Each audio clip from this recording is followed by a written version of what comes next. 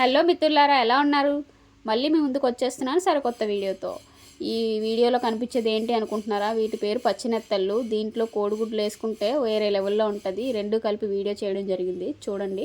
ఇది ఉప్పు కారం కలుపుకొని బాగా మ్యారినేట్ చేసుకొని పక్కన ఉంచుకోండి.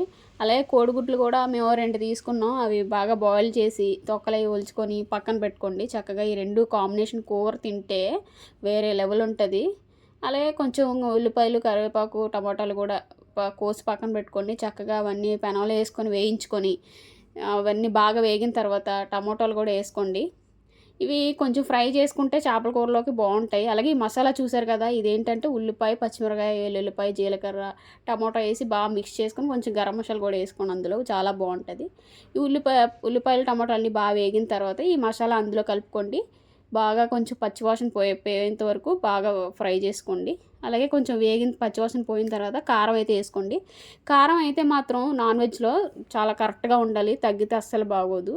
ఈ కారం వేసిన తర్వాత మ్యారినేట్ చేసుకున్న ఈ చేపలన్నీ అందులో వేసుకోండి. చక్కగా వేసుకున్న తర్వాత కొంచెం సేపు ఉంటే కొంచెం బాగుంటుంది. ఆ మసాలా అంతా వాటికి అంటుకొని టేస్ట్ అయితే సూపర్ ఉంటుంది.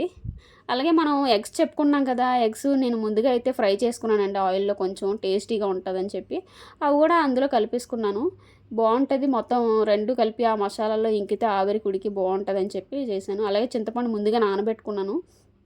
బాగా అందులోంచి వాటర్ అయితే తీసి చింతపండు గుజ్జు తీసి బాగా వేగిపోయిన తర్వాత వేసి కలుపుకోవడం అయితే జరిగింది. బాగా ఉడకబెట్టుకున్నాను.